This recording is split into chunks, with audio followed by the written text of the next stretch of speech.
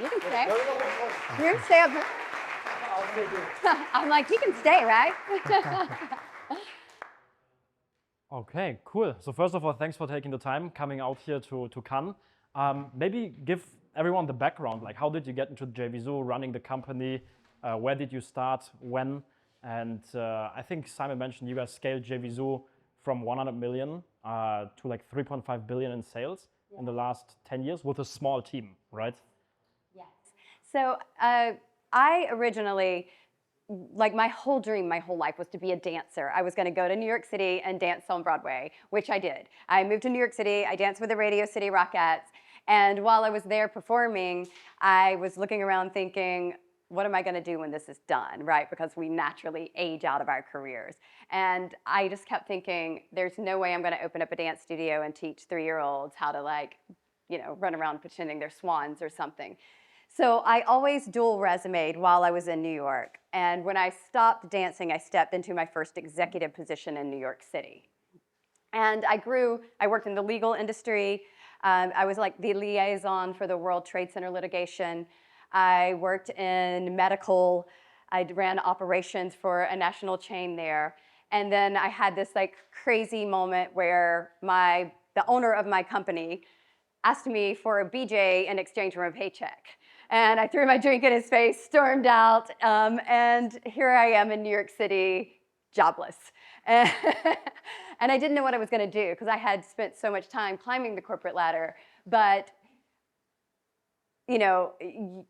you find yourself in these situations where you're like, do I want to go back and put myself in the same type of situation again?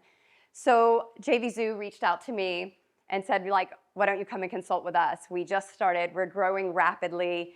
We thought we knew how to run a business, and it turns out we actually don't. We've got all these users. They were growing. They started in 2011, and to this day, grow organically by hundreds of new signups every single day. So at the time, they were growing so rapidly, and they had no processes in place. It was 3 guys that started JVZoo with the intention of making an extra $1,000 a month. And so here they are, nearing 100 million, and they're like, what do we do? So I stepped in to consult, 6 months later became their COO, and a little over a year, between a year and a half, took over as the CEO. The irony is when I interviewed, I also told the current CEO, I'm gonna take your job. So he handed the reins over to me, and then we have just been growing ever since. And for me, I've managed teams of just around 500, and I've managed teams of only 5, and I can tell you I prefer the smaller, the better. Only hire what is necessary, because I think so much waste in companies happens by putting too many bodies in place, and what I like to call water coolering. Even if you're not in an office building, people can still waste so much time on your dime. And I have no patience for that. So I've gotten really good at hiring as well.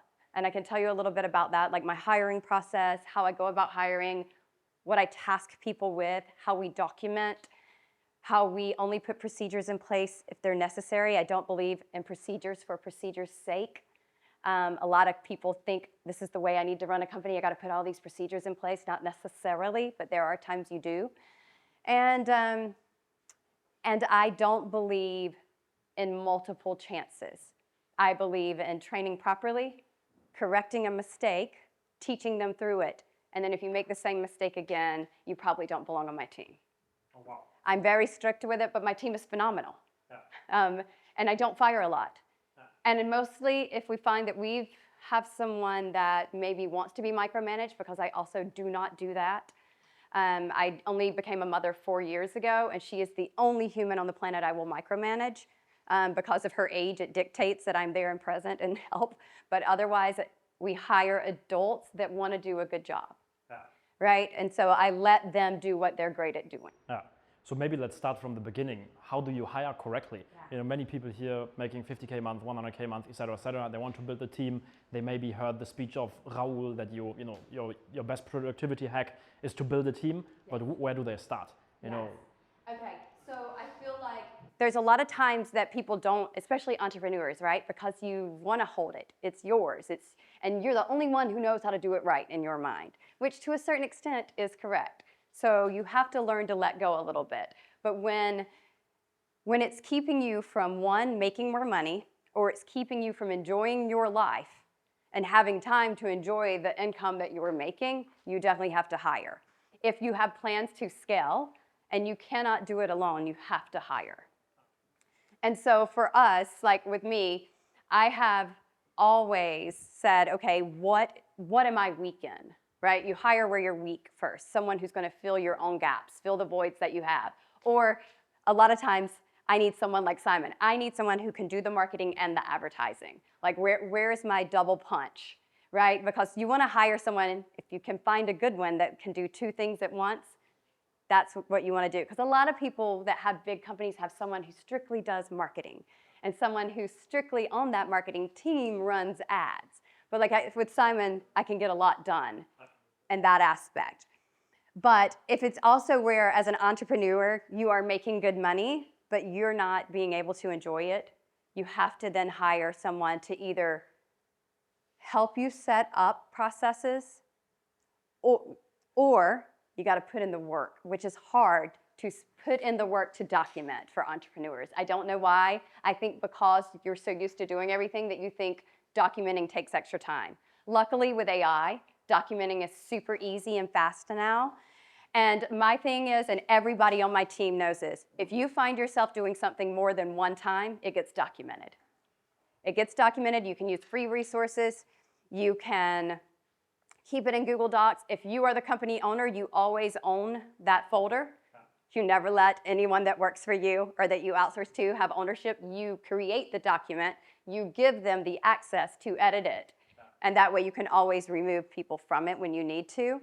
So that's I think, a pretty cool hack, like that whenever something gets done in the company, you document it. Do you do it in Google Sheets, or where do you do it? Yeah, so I do, and everybody has to send me a copy. I always have the master copy, and I download. If we're doing it in a Google Drive, I will download the updated version consistently, just in case someone goes in there and I can see the history of it, but I don't necessarily want to go back and change it. But yeah, so I always, if anybody on my team does something more than once, it has to be documented, because once something's documented, it's easy to train and pass off. And so for me, if I find myself constantly doing something, I'm wasting time. I'm no longer looking at the company's growth. And then it's my fault if the company doesn't grow. So I have to document and pass off. And same thing, I fuss at Simon about this all the time. Anytime I see Simon getting really frustrated, I usually let it go for 3 days now to teach him a lesson that he still hasn't learned. But then I'll go and I'll walk into Simon's office and I'll go, talk me through it. And by the end of it, I'm like, these are all the things you're doing you shouldn't be doing.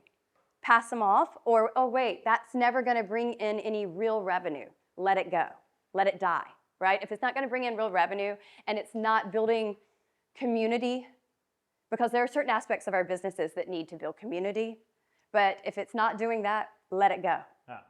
When it comes to hiring, what kind of qualities do you look for? Is it mainly experience, or when it comes to personality, do you take people through specific tests? What are no-goes when it comes to hiring? You mentioned already only 2 chances. So if someone makes a mistake and they make it again, they are fired. It's the same mistake. Yeah. Yes. Yeah. So one thing with hiring, you have to know who you are first. Who are you and how do you do business? What's your own personality?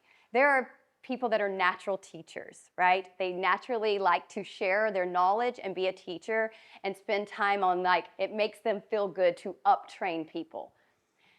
If that is you, that's great. Like I said, I don't micromanage. I want to go through it one time, ask me the questions that you have, and then if there's something that I can see, I can see when people get held up, and I'm I understand what you need to know now, and I can download that information. So for myself, I know that about me, and I know that people that need hand-holding, they're not for me. And that doesn't mean they're not great employees elsewhere. We have hired people before I got as good as I am now at hiring. I have hired people, I have helped them find their next job because they wanted to be micromanaged. And I was like, we need to go find you a big company like an Ernst & Young or a Google that really wants somebody to sit in the middle so some middle manager feels like they have some importance in their life and can just watch over you all day long, right? And we found people those jobs because it wasn't their fault that I didn't see that in them. So it's really understanding you first and how you communicate and what you tolerate. And then after that, my biggest thing for hiring is whatever they're going to be doing. If they're going to be working with your dev team, if they're going to be working with your ops team, if they're going to be working in marketing or sales, the people they're going to be working with, hiring them, or working with alongside them, they interview first, always. So I am always the last to interview as the CEO, unless it's an executive position, but still probably not the first. Because I want other people on the team to talk to them. Do they like them? Because if you don't like someone, you're not going to be great working with them.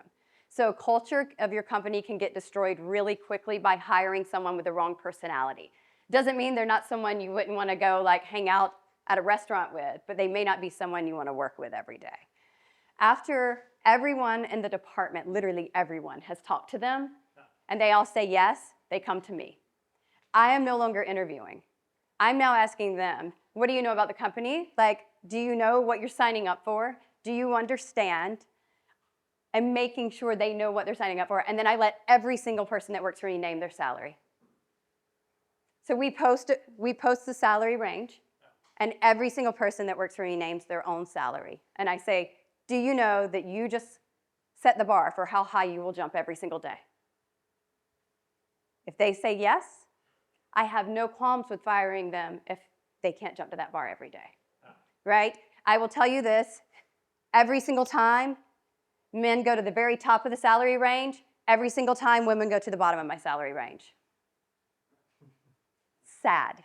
It makes me so sad because the most qualified dev I ever hired, PhD, by the way, had 5 kids, PhD, massive experience working for major tech companies. And when I asked her salary, she told me her husband, who only had 5 years experience and a bachelor's degree, she was like, well, he makes this, so if you could give me $3,000 more a year, I'd be making more than him. That'd be great. $3,000 more a year for all her training, all her experience, everything she had done. But then for that, when I'm a CEO, I'm looking at my bottom line. I'm going to hire you for that lower amount. With the caveat, in 90 days we talk, and if she's performing where I think she's going to perform, I'm going to bump her myself. Yeah, okay, I see. So what happens next? You hire a person. Do you have an onboarding process or something? How does that work? And you said you don't micromanage, but how do you overview the whole team and make sure that everything runs smooth? Mm-hmm. And maybe after, what's your job as a CEO? What do you focus on? Yeah. So, okay, first when you're hiring someone on, a little bit we throw them to the fire at JVZoo. We do, because we've already set them up for that in the interview. They should already know about our company, what we do. They should have already gone through our site themselves. They should have already signed up as a user. That's usually one of the things we're saying, did you sign up? Did you experience it? We're asking the questions throughout the interview, is there something you would change? Is it, from whatever experience that they had. But then, yes, we do have onboarding. We do go through, certain things. We're never going to give a new dev access to everything by any means at all. We're a tech company. But there are certain things that we're going to go through documentation. We're going to assign one person to them. So usually, if it's an ops, you're going to Jessica. If it's in dev, you're going to Jonathan. That person's going to be your handler, so to speak. They're going to train you. They're going to go through everything. They're going to give you small assignments with deadlines and see what you turn back in constantly. So yes, someone has to train them. Someone has to oversee them. I'm only going to be checking in weekly. I'm going to check in weekly with my management team, my executive team. I hear from each department at that point in time. Are there any issues? Are there any concerns? Is so-and-so progressing along as we expected? And then I'm going to reach out randomly to that person and just say, hey, anything you want to talk about? Because I also do let them know, one, I'm direct. I don't waste time in meetings. I don't waste time communicating with my employees. I get right to the point, because if you don't tell me if you're going on vacation, you don't tell me if you're going to get your hair done, you don't tell me if you're going to the doctor, you don't tell me if you're going to your child's soccer game, you just go, because you're an adult and I hired you and I gave you your work and your deadline, right? Go live your life, meet your deadline. That's how I feel, right? So I will randomly check in on them. I've already told them I'm direct. I've already said, this is how it's going to run. And if you need something, you have to ask for it. So I'm going to say, how's it going? Do you need anything? I do know with certain places that we hire, I have to be softer and I have to ask more times than once to find out if they need something. But for the most part, people get used to me really quickly, and they'll say, yes, I need this, or no, I don't. I will remind them, if you don't ask, I can't read minds. And then sometimes I just watch. Sometimes I watch and I see, okay, I see where they're getting stuck and I already know the answer, so let me give it to you, right? And then I remind them, if you don't ask and I'm not watching, that's on you. And so people do get really good at asking as well, because I think that's a training thing too. Like, for some reason, we all think we need to know more than we know in life. And the fastest way to learn is to ask someone who does know, right? So. I see. And what does your job look like at the moment?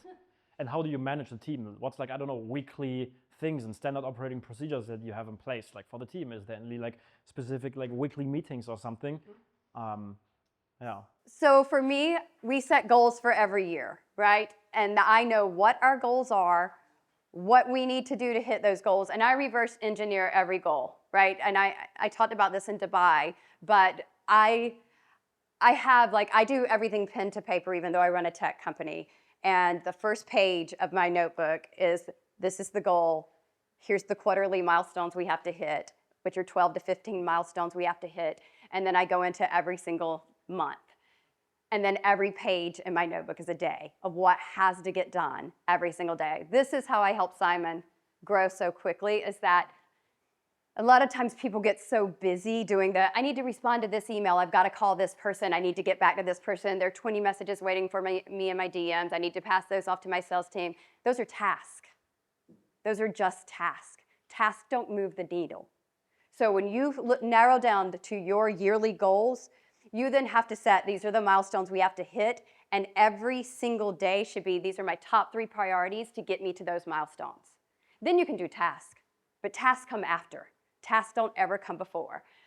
The only time tasks can come before, if it's legal and you need to get something to your attorney, or you have to respond to someone who's waiting on you. That's the only time task, because it is legal and there's, you know, real consequences that come with that.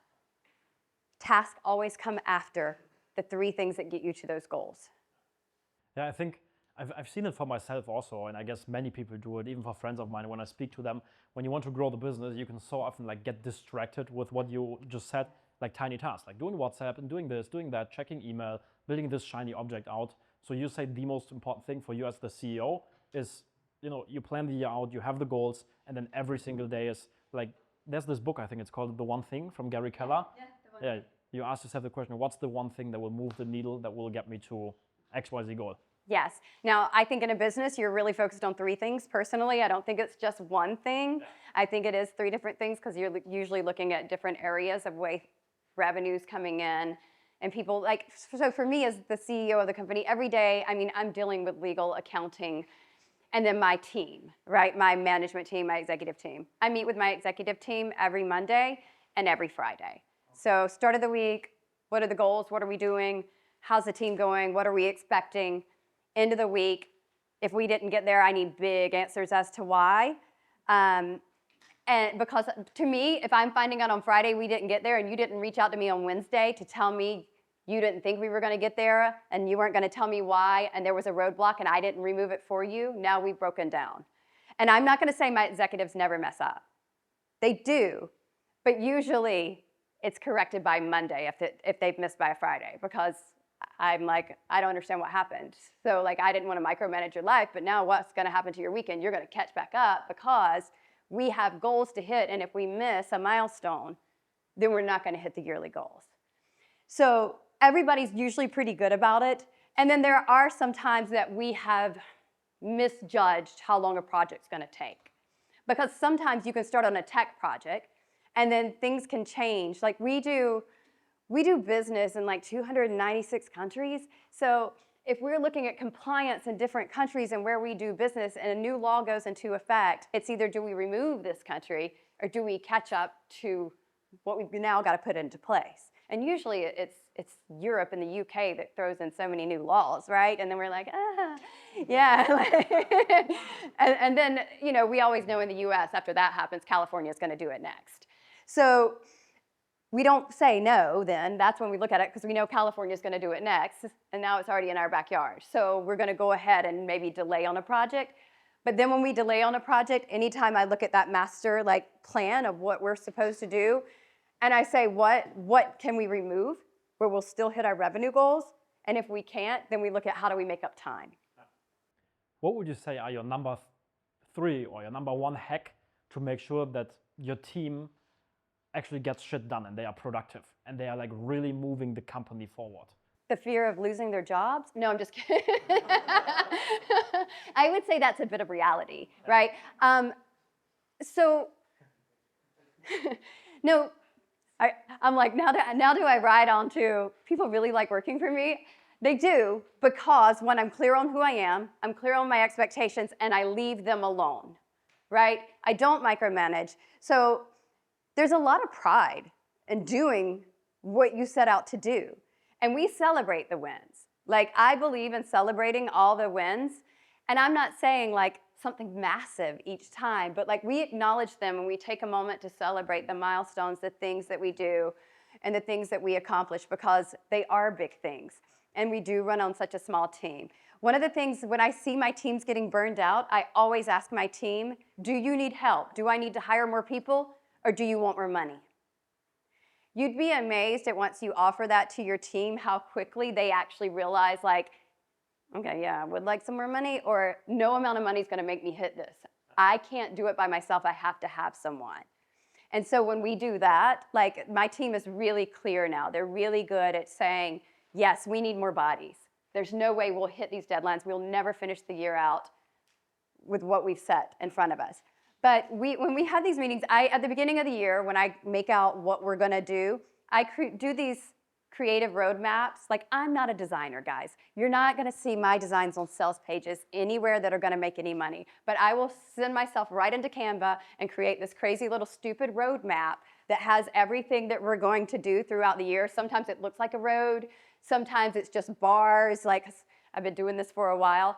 But we go over that each month. So the whole team is in the same meeting the first Wednesday of every month, instead of siloing off the departments like we do on the weeks. And then we all talk about where we are, where we have to get, what we missed, if we missed anything, how we have to now hit that and everything that's in the next, vertical of where we've got to be. And there is like real pride in that, and everyone celebrates the other department. Like, we know when the dev team's kicked ass, right? We know when the dev team's done something that seemed damn near impossible. We know when we watch all of our competitors over the next 12 months try to catch up with us, and that feels good, right? Like, when we see someone do something 8 months later that we did, we're just like, hey guys, remember who got there first? And so like our whole team celebrates that. And we do silly things like fitness challenges. I needed my developers to get out from behind their computers. And in order to do that, in the United States, our food is like stupid unhealthy. And like the more that my developers were sitting there drinking sodas and eating junk food, the more sluggish they got. And then they weren't coming back to me with solutions. I would say, we need to do this. They would say it's impossible. I would say, yeah, but wouldn't it be cool if we did this? It's impossible. And I was like, what is going on? Because my team was always so creative. Like, yeah, we don't know. We're going to go brainstorm. We'll get back to you. And then they would come back with the solution. So I started saying, all right, what do I know? What do I know works? Movement. Movement, using our bodies, gets like us, our endorphins flowing, and then we start thinking in a different way. And I was looking at like my developers, and I'm like, look at these unhealthy guys. So we did fitness challenges, and I just said, hey, I don't care how well you do. I care that you show proof that you moved every day, because you can come into office, you can be remote, I don't care where you are, and it just gets everybody involved. So we'll create a Slack channel, and people can do whatever they want to. Upload a picture of them sweating at the end of their workout. They can upload a picture of their like fitness app or watch or whatever. They can show me them working out. So we would do that, and I let the team set, like, at first I started doing them, and I started just doing gift cards for money or extra bonus money. And then I started seeing them die off in participation, and it was because they didn't care about the money. So then I started letting them name, hey, what do you want for the next fitness challenge? And it was just silly stuff, like they wanted, company branded gear, they wanted company branded jackets or hats or sweatshirts. That was That was a little phase. Then they wanted these water bottles that would light up and tell them when to drink their water because they were sitting behind their desk. Like, so I was like, okay, easy, right? It was just really silly stuff, but each time they named it, and that's just what we got, whatever it was. One time they did want they were all like, hey, like Laura's gonna buy us all Apple Watches if we tell her it's to track our fitness. I didn't care. I'll buy you an Apple Watch because everybody was more productive and everybody was involved.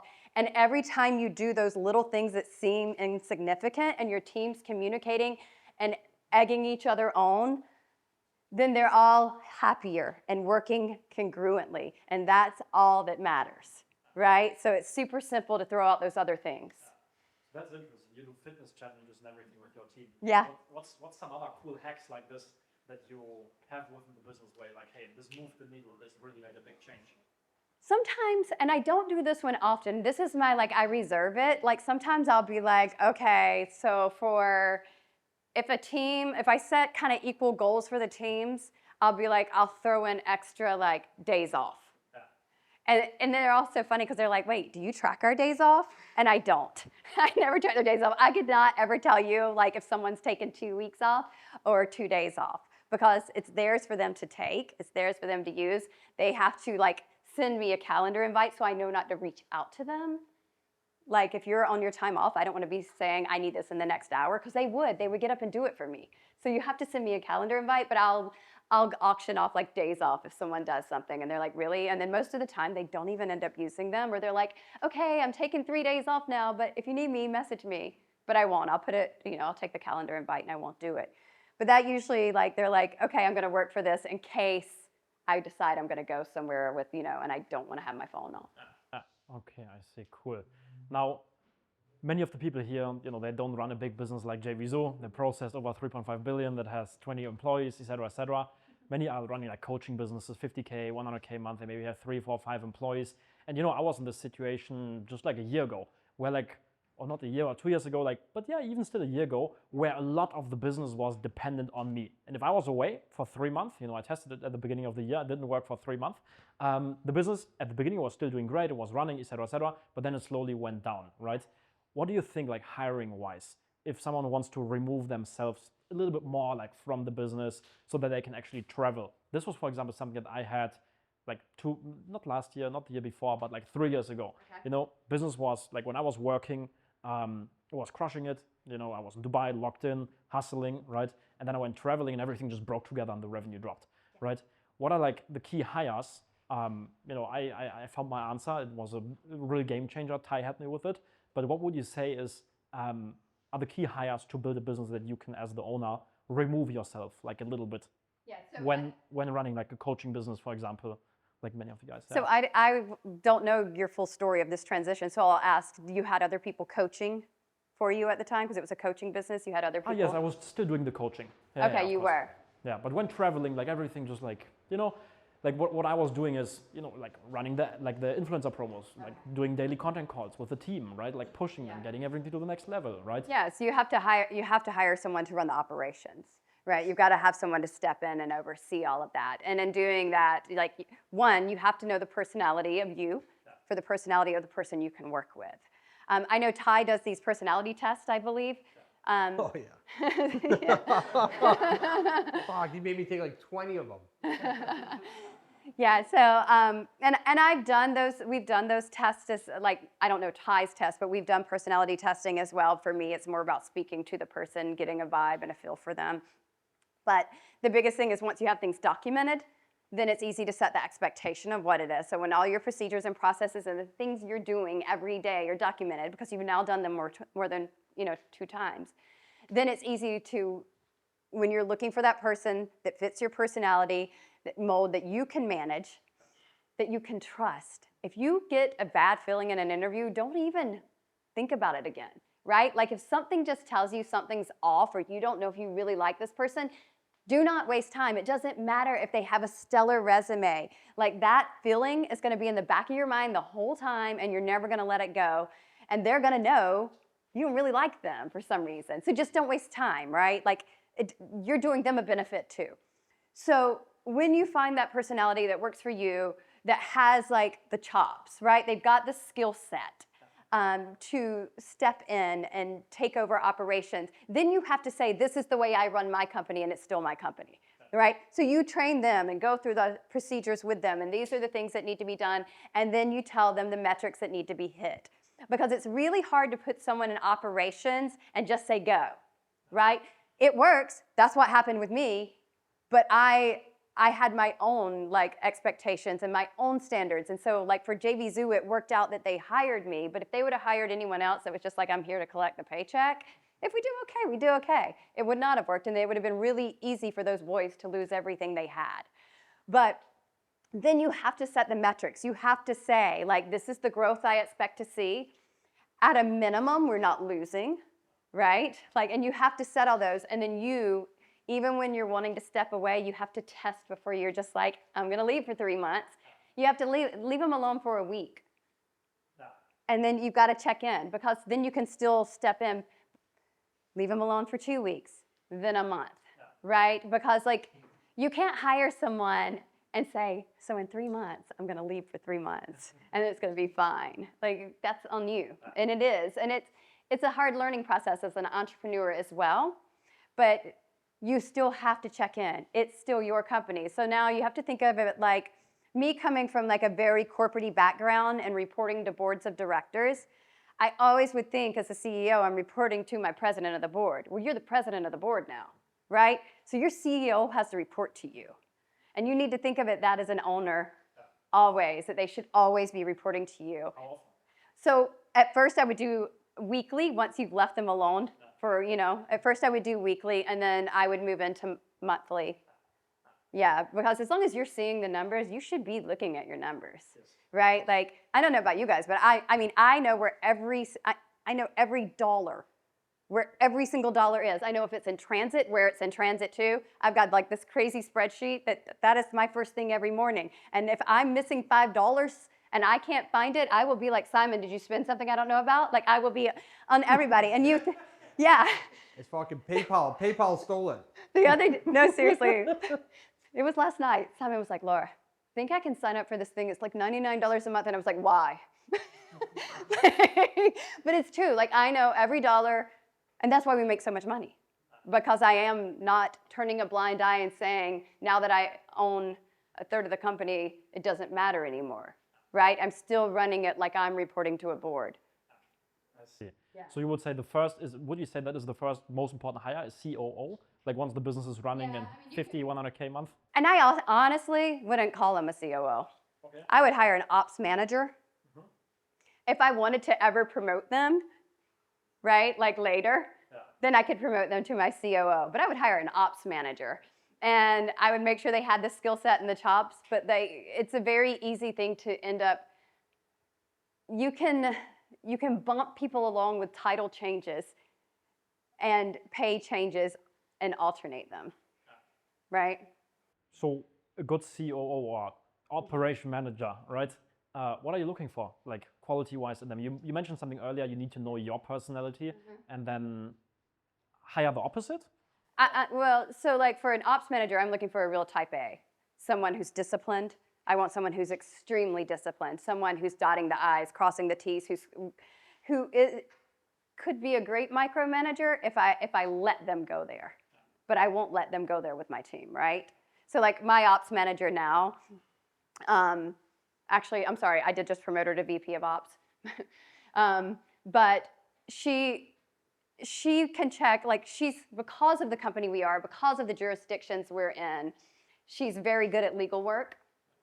So she knows when it needs to be escalated to me and when she can handle it, right? So I needed someone who could do that. She's very good at following up with she really does want to micromanage. I have to rein her in from that to say, no, we don't treat our team like that.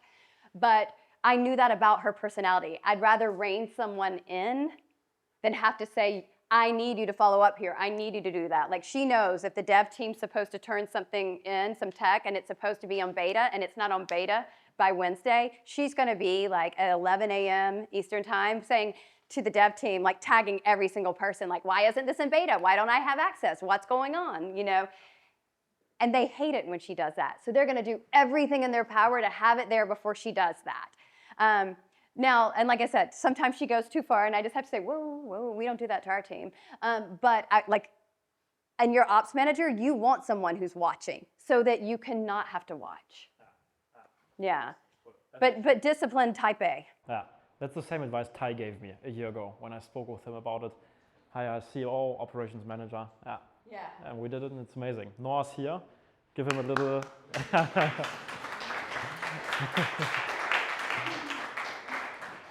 Yes. When it comes to learning leadership, right, and hiring and stuff like this, are there any books or courses or something that you can recommend? Or how does someone learn how to like manage a team, you know? Yeah. Like for me, it was like super unnatural, you know, I had to, you know, you first hire people and this and that, and you learn everything like slowly over time, you make mistakes. Like how do you skip the learning curve and become a better leader? Yeah, I wish I could tell you like, hey, if you read this book, it's gonna be great. But a lot of times I think like either books are written by great people and it's part of the information that you need, but it's not all of it, right? Because you can't put everything in one book, like, or it's just gonna be the most boring book ever. Or it's written by someone who is really bad at what they did and they thought I'll write a book and it'll sell a lot and it really doesn't. There are good management books out there, but I would really say the biggest thing is you have to do it, but that's why you need to document things. Like, because how are you gonna train someone on something that's not documented? You can. Simon used to do it all the time. And then I would watch him fire that person and then hire the next person, and he'd be training the same exact thing. And then I'd watch him fire that person and hire the next person. I'm like, so where's it written down? I got really good at firing. Yeah. And he's like, it's not. And I was like, okay, you speak 100 miles per hour normally. At the time, his Welsh accent was very thick. And I'm like, these people aren't even understanding you. There's nowhere they can go back and look at it. And, you know, so that's your fault. You have failed every single person that you hired. And he's like, no, I didn't. But like, and I think, yeah. And then you have to manage yourself to be able to manage people, right? So if you aren't going to take the time to write stuff down to document it, and you aren't going to take the time to explain it to them, and you aren't going to take the time to tell them the expectation, then you're going to fail. And they're going to fail first, but you're going to fail managing them. Yeah. So, I mean, you guys tell me, has anybody ever read a great management book and implemented what the book said and you felt like this changed the way I manage? I don't think so. Okay, because I mean, that's not for me. And see, like you didn't go into a corporate environment. I came out of a very, very corporate environment. And what I did learn was every way I didn't want to manage. I learned that's why I'm not a micromanager, right? I saw so many bad examples of management. It's in New York City, like coming up all the way to an executive there, that I saw so many things that I wouldn't do. But that's also the thing, I think why such big companies get so many people is because they aren't good managers and they have to have all these bodies. And if they really just had like 5 people doing something really good, they wouldn't have 100. So what you're looking for in people, small, lean team, A players? For me, now B players are good too. Not everybody has to be an A player, but a B player has to be led. They have to know exactly what's expected, explain how to do it, and the timeline, right? So B players can be great as long as you're willing to give them the information. A players are gonna go and keep going past what you've told them. A players are gonna bring you back solutions. Like that's what my team does. My team brings me back solutions, but I've got B players on my team. And sometimes we've got a B player. He's been with our team for forever. He knows he's our B player. Like we even have t-shirts made with his sayings each year because like at one point in time we were at a conference, we were a tech team and he told someone he worked for the internet. And like, so we have shirts that say I work for the internet, right? He like, was legit too. It yeah, was like legit. He was like, I work for the internet. Yeah, so like, he's very, yeah. Like, dead in the eye. Yeah, you work for the internet. Yeah, so like, Shit. He's a B player who does his job that he needs to do because I tell him every like month what I need him to do. And he has pride. And like that goes a long way too. Pride and loyalty will go a very long way with an employee as long as they can follow direction. And so like he's my B player who gets it done and I don't mind because it saves my payroll. So B players can be great when you need to save on payroll. And for his job and what is needed, first of all, it's a job that I can automate a lot too. So it's really automated, then handed to him saying, this is what we found. Is this correct? And then he compares what our system says we found to his own eyes. Yes, that's correct. Click. Or no, it's not. But someone has to do the job. Okay, makes sense. I see. Do you guys have any questions? Just go ahead, Max. How much of your hires and the people who stay with the company are A players from the get-go versus people that are kind of diamonds in the rough and turn into A players? So because I keep a lean team now, I try to hire A players from the get-go now. But I mean, we have one of my VP of Ops. She was a diamond in the rough, and I knew it. But I knew I needed someone to take on some legal stuff for me, and so I knew she had that skill set and that I could train her up on the rest. Is that distribution, has that always been the same on your journey to the company where you are right now, or earlier when you couldn't afford the A players, you were like, let's hire X percentage diamonds in the rough, or has it always been between A players? No, we hired more diamonds in the rough in the past, but that was also when we were, I wouldn't call it a mistake, I would call it a choice. At the time, we wanted more employees, and we were going for more employees with intention of something else that we were working on. And we were like, okay, to fill these spots, we can fill them with some people that we know we can uptrain. I would say it did change the dynamic and culture of our company, though, because there were too many of them. And then my A player team was getting a little frustrated because they were like, I feel like I'm just always answering questions, always. And like when your A players are distracted from their job, that's a problem. And that's the problem, like if you're the one hiring like I was, or I was the one agreeing to it, it was my fault. So I had to own it and then remove the problem. Yeah. Here was a question too. Yeah, question. What does it take to get someone like you as a CEO for the company? Like, what is attractive to you, like in general? Like if I want to get someone as an external CEO, fits your traits. So, I mean, at the time, what brought me to the company was that it was a startup. And I was excited over what they were doing. I was excited over the growth. I think a lot of CEOs want to be excited over what they're doing. Don't get me wrong, you can entice anybody over money. I mean, everybody's got a price, right? Yeah.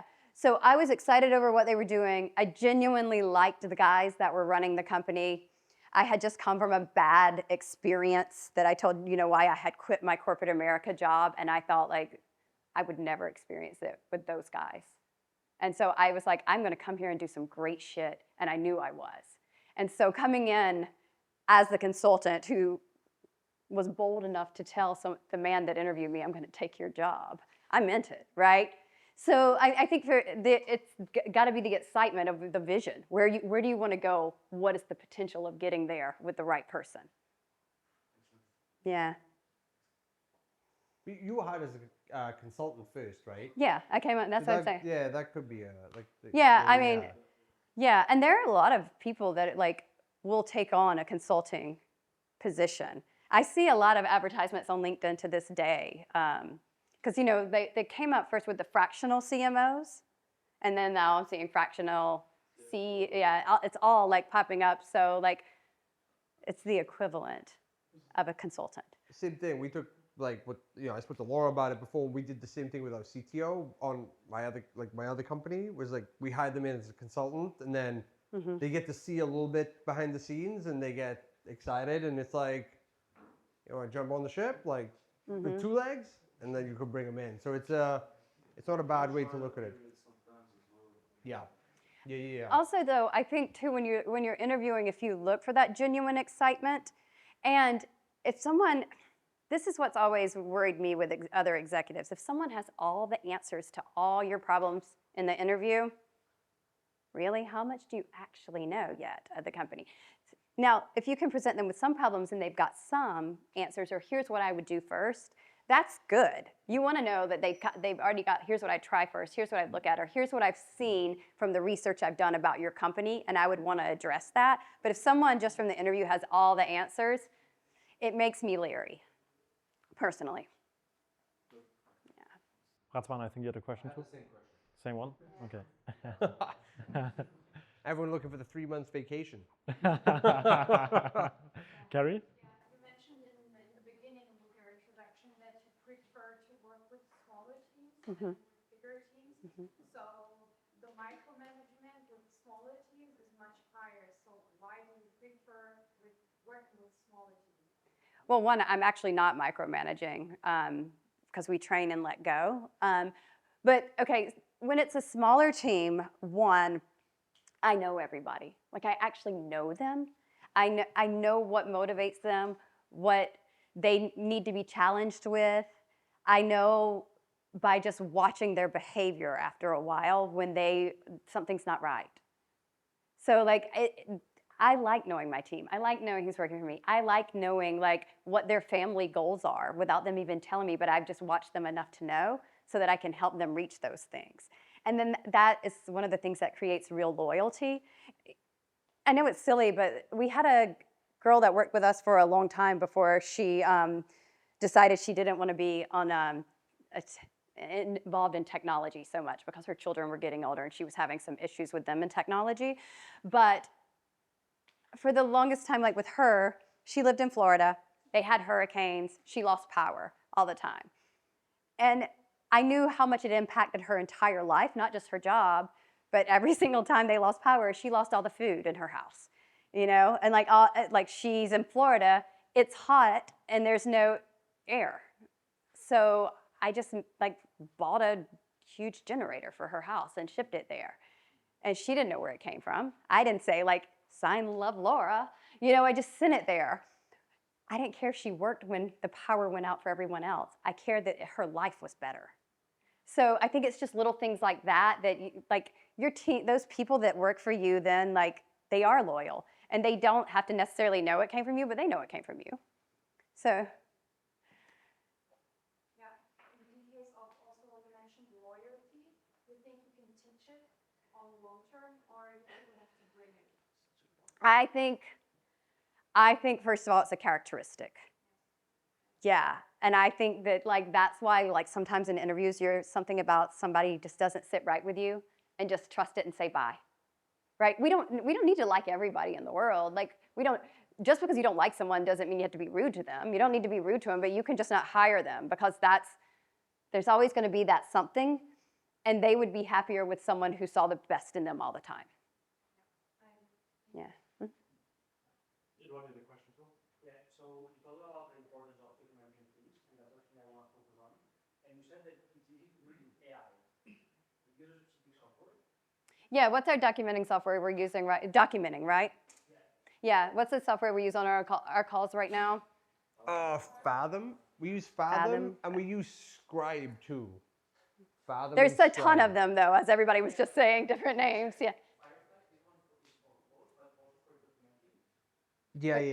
Yeah. So basically, you can set it up to say like do a screen share, you're on a call, or you're training someone. Okay. You can have it set up, create the documentation as you're doing the training on the call. So that's and then Scribe is really, really good too for when you're just, you know, like how you do a loom when it's just you. Scribe is really good. You just do like a loom, and then Scribe will like make the documentation, take the screenshots, knows where the mouse is going, and like will take my shitty English and put in good English and put in a document too. And when we do, like if we're doing screen share and we're teaching something, we always record it the first time with the employee, and then we tell the employee the rest of the time, you should record every call just to get them in the habit of doing it and documenting like anytime they do something more than once, and then they have to upload it into the folder. And like the first few times we'll check to make sure they recorded, like, because if there's nothing recording, why aren't you recording? And then the next time it's like, okay, was it uploaded? Because then, if they're not with us, but that's really rare now, if they're not with us, then the next person, the training's so much easier. But if they are still with us and they ask us a question, like, I'm really bad about this, but if someone asks me a question, I'm like, didn't we record that? Oh, okay. Like, because if it's recorded, it's written as well. And there's the fastest way to get the answer is not by calling me Do you know what? So I want to get them into the habit very early of you already have the answer because we already gave it to you. And then if you have another question that you don't have the answer for, which I'll remember, I'll be like, yeah, I need to teach you this now. Mm-hmm. Yeah, question here. Yeah, I have a question. How your onboarding process the first week after joining the company looks like? First question. Second, do you have all the recorded trainings, or you just for the first week again first the employee when he's working? Well, I'm also from the corporate world, 10 years I worked, and only one company, PwC, my first company, that really training. Yeah. And then I worked in large banks, they don't have like daily workforce, and you have only KPIs, but they don't care how you do it. Mm-hmm. Yeah. So we do have a company handbook, and we go through the things in the company handbook. And I'll be honest, the real step back, is that what you're telling me? I'm so sorry. I was like, hey, what's up? Yeah, so I mean, the company handbook, the only time it really ever comes out is if someone does something stupid. Right, and I'm not going to say that it doesn't happen. I have plenty of people I've had to review the company handbook with after an event. Like, we got an event, somebody drank way too much, somebody acted like an idiot, and I was like, you were representing me, and it says right here in the company handbook when you're out there, you know. But other than that, it doesn't come out for anything else. Like, it's not, usually it's not a fireable offense. It's just like, don't go to a company event again and get drunk, or then you will get fired. But then after that, it depends on the department that they're in. If they're in operations, it's a little more strict. And like, yes, here's the things we need to go over, because we are dealing with different types of things, whether it's compliance, whether it's HR type stuff. It's more structured. If they're with the dev team, their process is different. They have their own documentation, and then they do give stuff, but like there's a lot of access they just don't get. But it is throwing them to the fire to a certain extent. It's like, hey, you have to, we make them go through and use our system. We show them where the thing they're working on or coding is going to go, and then they're given the architecture for it, and then they have to code it. So, I mean, it's a little different. And also, that's the department our CTO runs, which is interesting because Chad is also the third owner with Simon and I. He's our CTO, but it's our senior dev who is better at training new hires. Because if it was up to Chad would just be like, I'm not gonna, yeah, he would be like, I'm not gonna architect it out. I don't know why you can't read my mind. Like, either do it right or don't. And so we have hired someone under him who's like, okay, here's what we're gonna do. Now go code it. Now let me test your code. Let me show you where it's broken. That kind of thing. But yeah, it's not as structured as I would say corporate, but it's not just go figure it all out on your own either. It's a little in between. Yeah. Because I'll tell you this too, I don't want to waste a lot of time onboarding people. Yeah, I want to get it done as quickly as possible. And the only people I have to push to go through and use our system is the dev team, which is funny since they're the ones coding. They're just like, no, I don't need to see that. I just need to see the code. But yeah, you do. Because you need to know how the user utilizes it in order to build something for the user.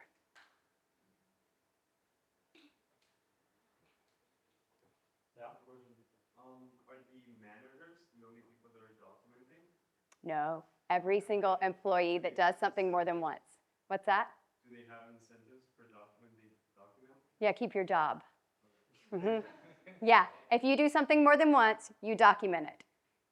I have a question. I think this one is really good, especially because I think a lot of us here are young and don't have a lot of experience having a lot of tough conversations. Yeah. You mentioned this a lot of times, and I like it, and I think it multiple times as well, but I still do get questions from my quiz, like, well, or like, maybe they don't ask, but you could kind of see them. It's like, well, what is this for me? Like, why would I do this? And my answer, again, although I don't communicate it like that, it's like, well, you're just getting people a job. It's like, I don't know what else to say. How do you communicate that? How would you, if somebody, I don't know, maybe out of ignorance, maybe out of other reasons, they don't understand, like, dude, you're working here, and I'm asking you to do this thing, and it might be hard, you might not want to do it, but like, I need you to do it. Yeah. If they don't get it, like, you just have to do it. How would you communicate?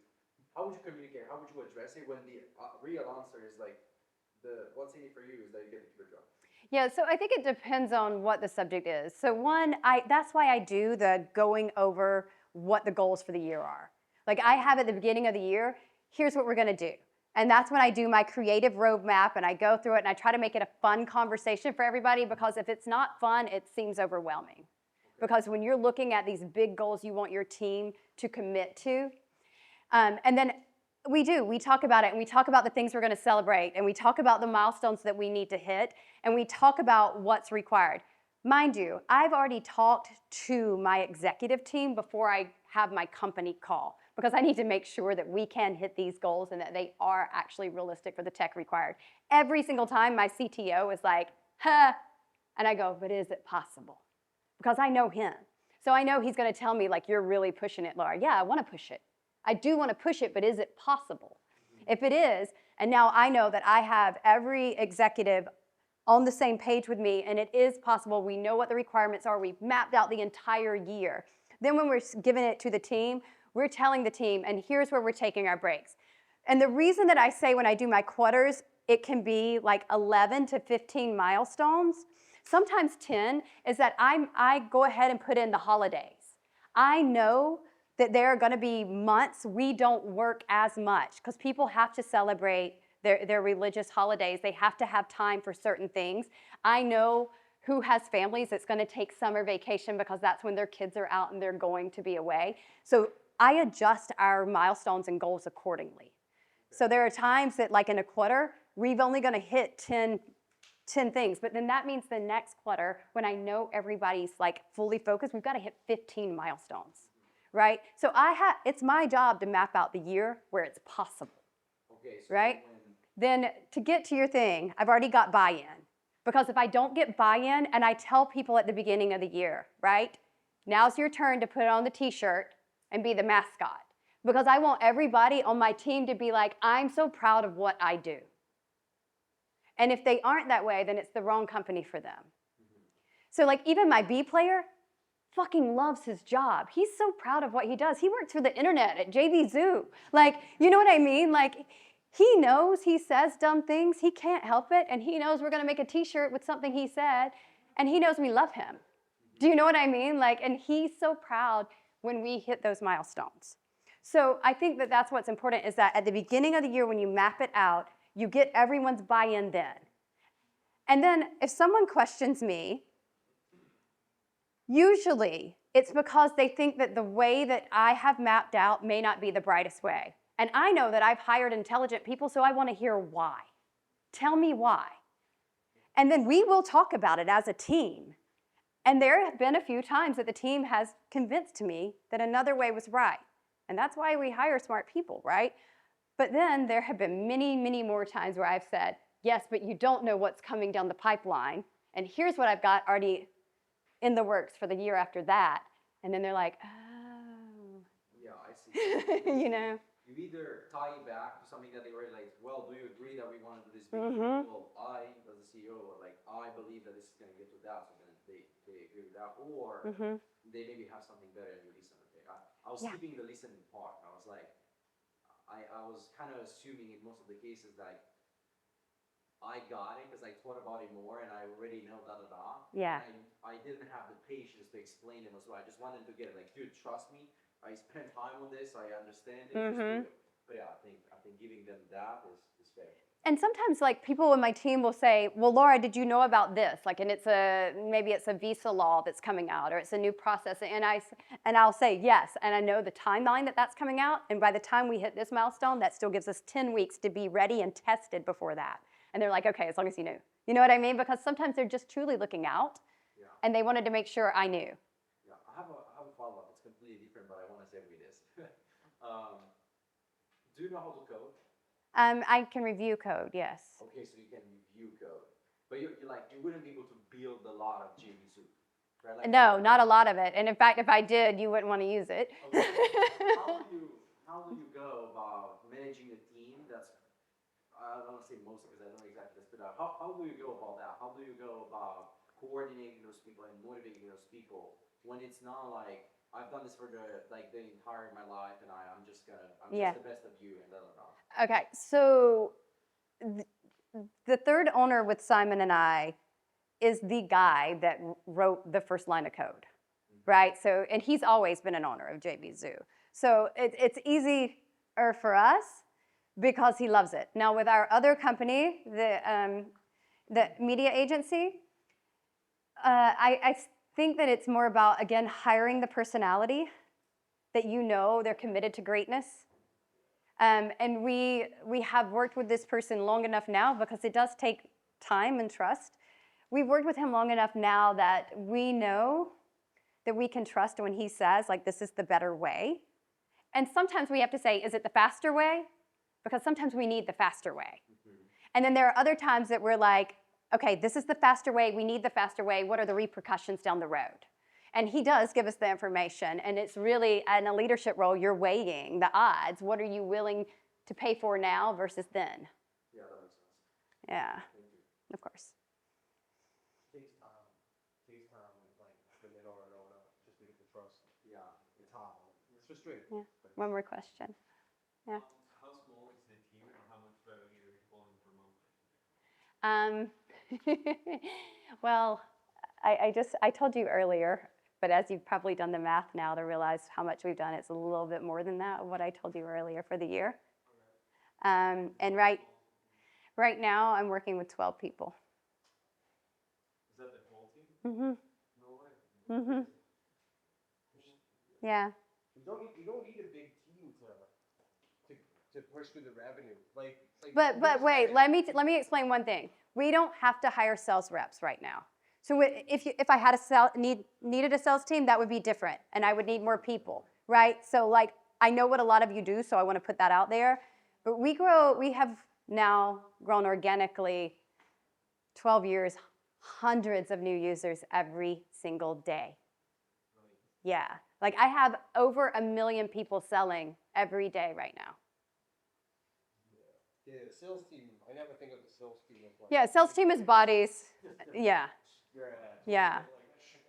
Because they churn out. The salespeople burn out. 2 years, they're gone. Like they pitching the same offer for 2 years. I found that they churn quite. Yeah. So I would need more bodies for sales, but I don't. So. Okay, cool. All right, I think that good. Yes, Laura, thank you so much for the Thank speech. you. I think it was absolutely amazing.